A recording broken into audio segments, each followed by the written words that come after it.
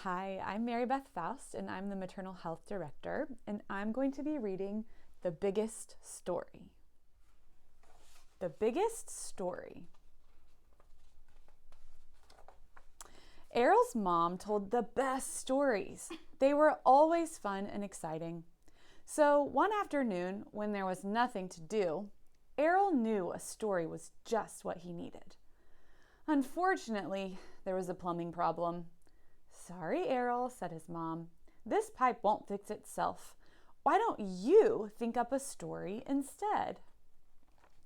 Errol blinked, surprised. Then he shook his head.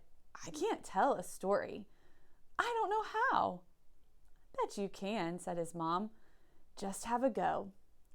Out in the garden, Errol tried hard to think of a story, but star jumps didn't shake any ideas out. And staying upside down for a full minute only made his ears hurt. He was so busy thinking, he didn't notice the ants until...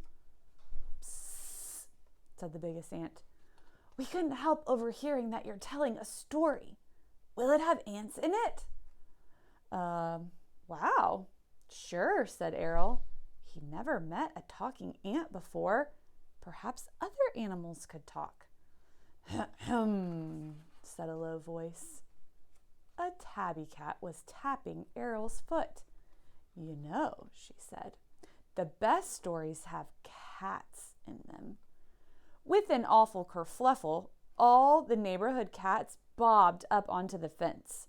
Each cat sat at a polite distance from the others. Cats like a bit of space. "So, what do you say?" asked a tortoiseshell cat. "Any room for cats in your story?" Ants and cats? Errol's story was getting better already. Errol looked around the garden. What else does my story need? "Stunts!" shouted a sheep, clipping the gate as she jumped into the garden. Showering splinters, a long line of sheep hopped after her. "You need action, excitement, paragliding. Sheep do all that stuff." "Done," Errol grinned. He had everything he needed to start his story. But just then, the ground trembled and shook. A mob of meerkats burst through the fence. Elephants, lizards, pandas, monkeys, even a sleek leopard followed. "So," the leopard looked excited, "word in the wildlife park is you're telling a story. Good news, we're in." Errol gave a low whistle. To fit everyone in, this story would have to be big. "Okay," he said, "but that's definitely it. There is no room for anyone else.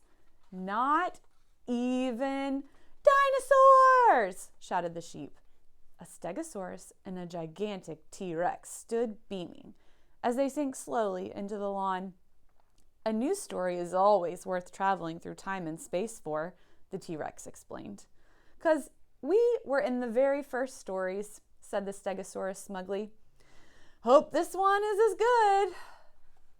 The audience fell silent, waiting for the story to begin. Errol gulped.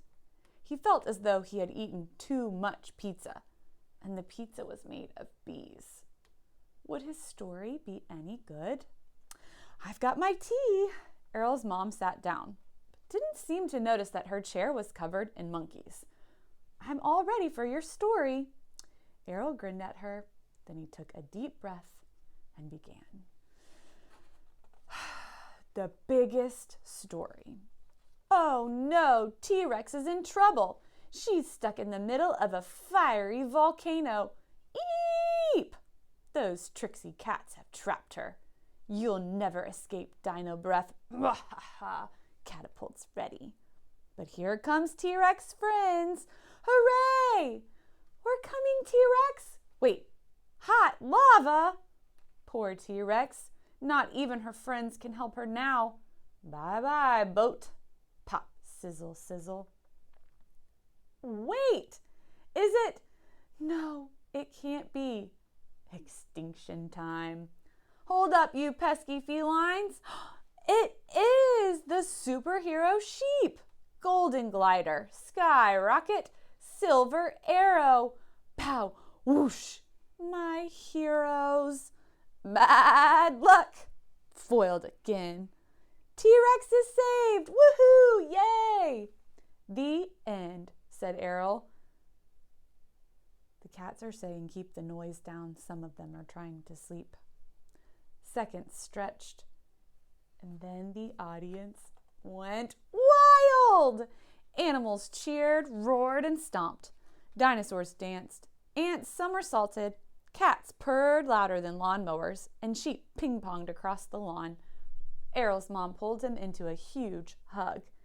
That was the best and the biggest story I've ever heard, she cried.